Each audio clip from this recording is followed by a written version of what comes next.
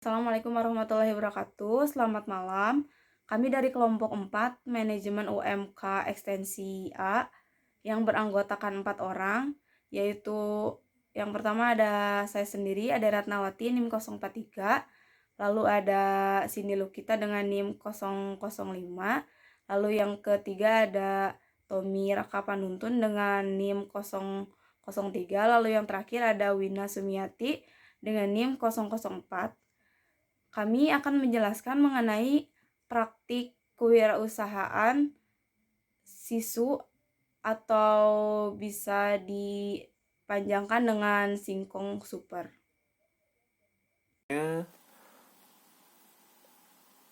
Akan diterangkan oleh saya. Nama saya Tomira Kapanuntun, NIM saya 51121911003.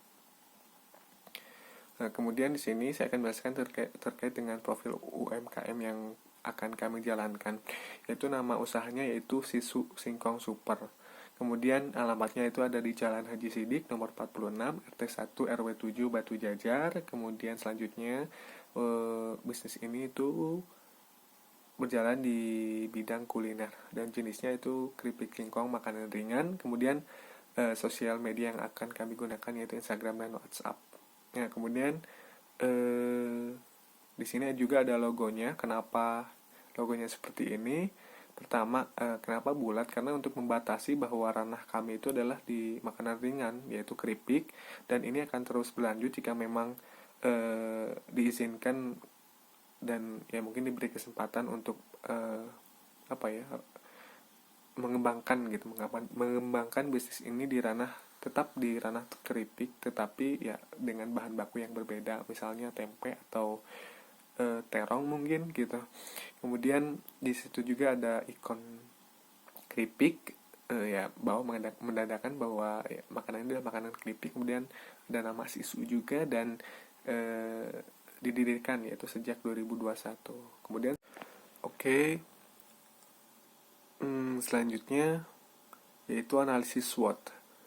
Pertama adalah strength. Nah, di sini ada rasa yang unik. Nah, kenapa? Karena dalam produk ini kami memberikan pengalaman rasa yang berbeda kepada para konsumen, yaitu rasa sambal matah dan juga rasa rendang. Ya, kami merasa bahwa keripik singkong dengan rasa pedas, kemudian rasa gurih dan manis itu sudah banyak tersedia di seluruh Indonesia, dan ya mungkin itu menjadi ikon keripik pedas gitu. Keripik singkong pedas, tapi ya di sini kami makanya kenapa memiliki rasa yang unik, yaitu rasa sambal matah dan juga rasa rendang begitu. Kemudian kemasan yang simple. Ya, kemasan yang simple ini ya menggunakan plastik yang bisa dibawa kemana-mana dan bisa mungkin dibuka di mana saja dan dibuang di tempat sampah di seluruh lingkungan yang mungkin tersedia gitu. Kemudian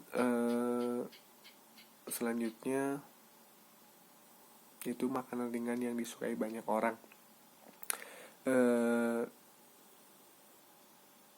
Kenapa demikian? Ya mungkin karena untuk sampai saat ini makanan ringan keripik singkong ini adalah ya makanan yang disukai oleh kemudian rata-rata orang ya di Indonesia gitu. Apalagi di kalangan kaum milenial dan juga kaum Z yang memang mungkin bisa menemani mereka dalam menjadi makanan ringan ya dalam mengerjakan tugas ataupun kumpul dengan teman-teman gitu. Kemudian yang kedua itu ada weaknesses, yaitu ya, kelemahannya itu tidak tahan lama karena keripik singkong ini jika tetap terpapar udara terlalu lama akan menjadi alot dan tidak bisa dimakan lagi, dan mungkin akan menimbulkan bau yang tidak sedap gitu. Ya mungkin entah itu dalam 1 minggu atau 2 minggu atau 1 bulan mungkin paling maksimal, jika ya produk keripik singkong ini dibiarkan begitu saja ya akan menimbulkan bau yang tidak sedap dan mungkin rasanya akan sedikit aneh gitu. Kemudian selanjutnya itu produk terbatas. Weaknessesnya ya, walaupun bahan baku itu mudah kita temukan, tetapi produknya terbatas karena mungkin keterbatasan produsen itu sendiri. Kemudian selanjutnya ada opportunities, jumlah peminat yang tinggi. Kenapa? Karena ya tadi karena mereka, para konsumen ini sudah tahu bahwa keripik singkong itu seperti ini, dan juga dengan rasa yang kami tawarkan itu rasa yang berbeda, rasa yang unik, itu akan menjadi sebuah terobosan baru dan rasa penasaran baru bagi para pasar, bagi para konsumen gitu di pasar kami. Sehingga mungkin setelah tahu bahwa ini adalah produk yang unik dan rasa yang unik, dan ini menjadi sebuah peluang besar untuk kemudian bisa masuk ke dalam pasar ini gitu. Dan juga kemudian ada modal penjualannya online gitu ya. Model penjualan online tidak dipungkiri bahwa hari-hari ini adalah, yaitu penjualan online itu ya memudahkan kami gitu untuk kemudian bisa mempromosikan dan juga mengurangi cost yang besar terkait dengan promosi, karena ya mungkin bisa digunakan secara gratis ya, entah itu di Instagram masing-masing ataupun di Instagram akun yang mungkin dibuat juga secara gratis gitu. Dan itu ya sejauh ini tidak kemudian memakan cost yang besar gitu. Kemudian selanjutnya ada threats, yaitu ancaman ya, karena makanan ringan ini adalah makanan yang familiar, itu menjadi sebuah ancaman ke depannya jika memang tidak bisa dikelola dengan baik, tidak bisa memberikan ya terobosan baru kepada pasar. Ya sebaliknya, maka bisnis ini akan tenggelam dan tidak akan bisa bersaing di pasar yang memang sudah ketat ini gitu.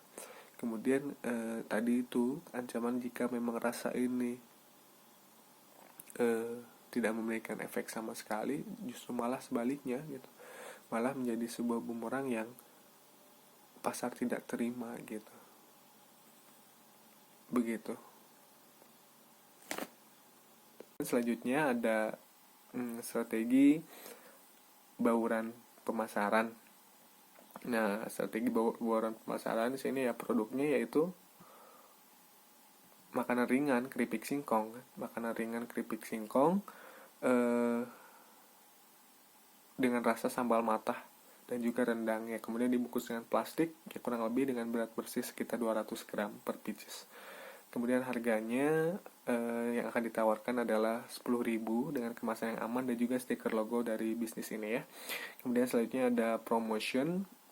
Ya mungkin promosi akan menggunakan media sosial karena memang untuk saat ini untuk mengurangi cost yang terlalu tinggi juga, dan kemudian memudahkan kita mempromosikan juga, maka ya penggunaan media sosial akan kami pilih gitu, dengan kemudian memberikan sedikit stimulus diskon atau promo atau gratis ongkir. Kemudian selanjutnya tempat. Saat ini tempat yang akan digunakan yaitu rumah yang tadi kami sebutkan, tempat produksi juga di sana, kemudian penjualan juga ada di sana gitu, penyimpanan stok kemudian ada di sana.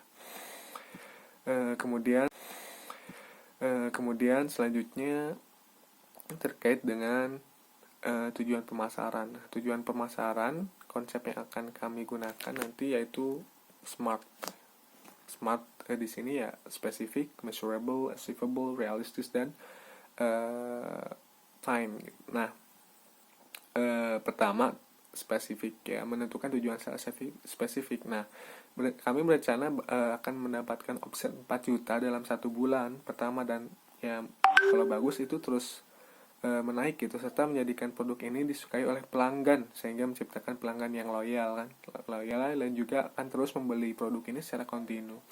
Kemudian selanjutnya measurable, yaitu ya dapat terukur gitu. Dengan tujuan tersebut, maka ya jika omset diharuskan mencapai 4 juta dalam 1 bulan pertama, maka ya mungkin dalam setiap bulannya, setiap minggunya itu harus mencapai 1 juta, dan setiap harinya harus mencapai kurang lebih sekitar 105.000 ya.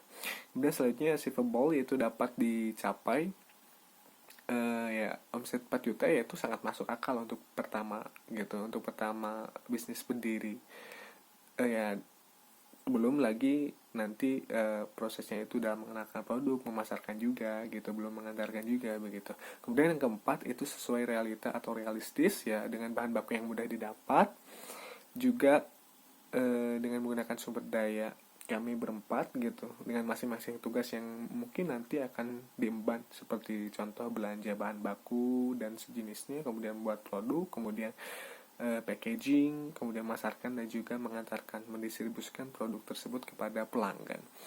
Kemudian selanjutnya ada time ya, tenggat waktunya ya, mungkin kalau untuk omset 1 juta, tenggat waktunya itu 1 bulan, tapi untuk kedepannya sekitar 6 sampai 2 minggu kami ingin memfokuskan, kami ingin mencapai target bahwa bisnis ini itu berjalan sesuai dengan sistem by system, yang ya nanti kalau memang ini sudah sesuai dengan bus system akan terintegrasi dan akan berjalan dengan sendirinya begitu. Kemudian selanjutnya akan dijelaskan oleh teman saya. Terima kasih. Selanjutnya, saya akan menjelaskan mengenai strategi inti pemasaran. Yang pertama ada segmentasi. Dalam segmentasi ada segmentasi geografis, yaitu produk yang kami jual, yaitu menargetkan pada wilayah Kota Cimahi karena mengingat padatnya penduduk di Kota Cimahi. Kami memutuskan untuk menargetkan pasar mengingat harga yang kami berikan juga murah. Lalu yang kedua ada segmentasi demografis, yaitu target pasarnya itu dari remaja sampai dewasa dengan rentan usia dari 12 tahun sampai 40 tahun. Dan untuk yang ketiga ada segmentasi psikografis, yaitu produk yang kami jual yaitu menargetkan pada konsumen yang memiliki hobi kuliner. Dan yang keempat, segmentasi perilaku.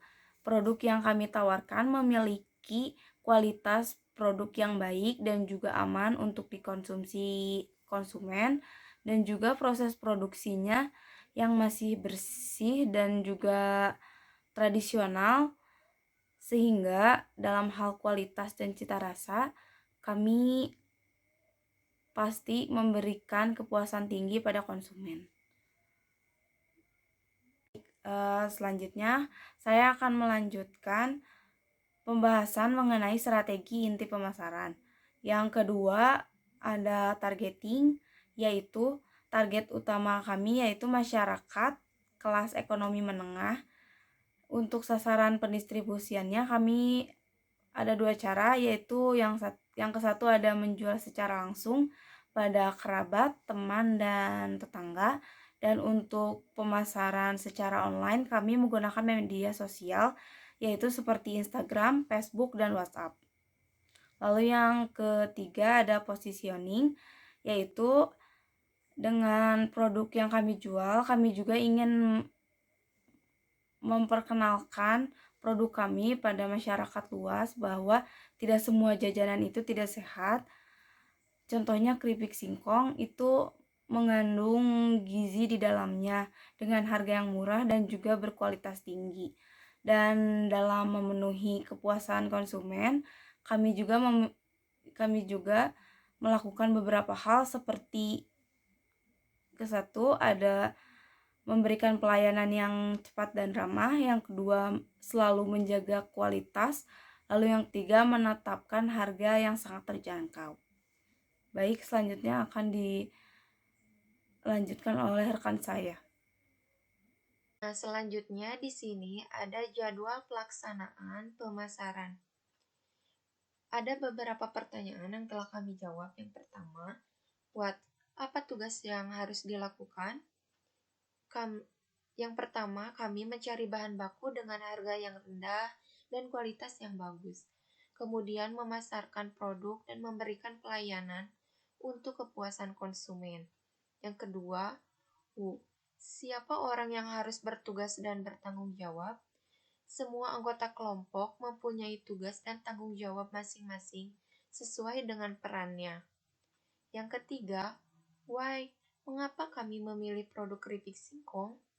Karena yang kami lihat di sini, peluang dan potensi pasar untuk mengembangkan bisnis ini dan memasarkan produk keripik singkong yang cukup mudah karena banyak sekali digemari oleh semua kalangan usia, terutama oleh anak muda zaman sekarang ya, yang suka banget sama keripik-keripik pedas.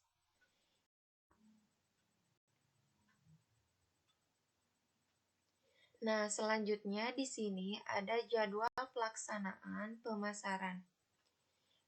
Ada beberapa pertanyaan yang telah kami jawab. Yang pertama, apa tugas yang harus dilakukan? Yang pertama, kami mencari bahan baku dengan harga yang rendah dan kualitas yang bagus. Kemudian memasarkan produk dan memberikan pelayanan untuk kepuasan konsumen. Yang kedua, siapa orang yang harus bertugas dan bertanggung jawab? Semua anggota kelompok mempunyai tugas dan tanggung jawab masing-masing sesuai dengan perannya. Yang ketiga, why? Mengapa kami memilih produk keripik singkong? Karena yang kami lihat di sini, peluang dan potensi pasar untuk mengembangkan bisnis ini dan memasarkan produk keripik singkong yang cukup mudah karena banyak sekali digemari oleh semua kalangan usia, terutama oleh anak muda zaman sekarang ya, yang suka banget sama keripik-keripik pedas. Yang keempat, selanjutnya di sini ada where, di mana percobaan pasar akan dilakukan.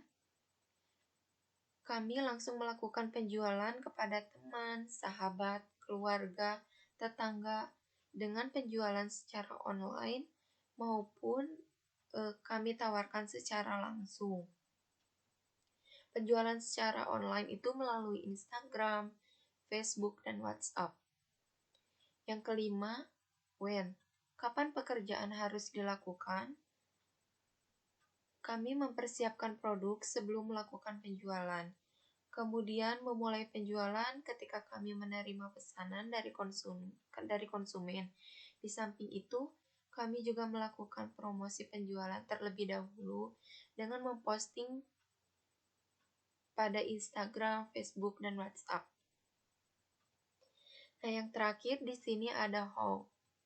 Bagaimana cara melaksanakan tugas tersebut?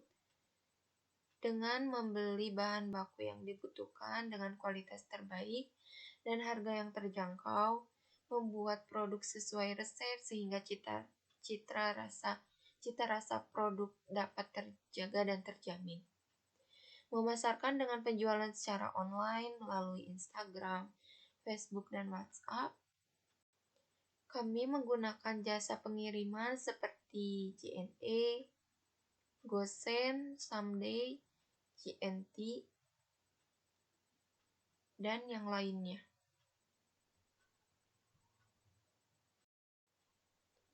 Nah, selanjutnya di sini ada jadwal pelaksanaan atau action plan.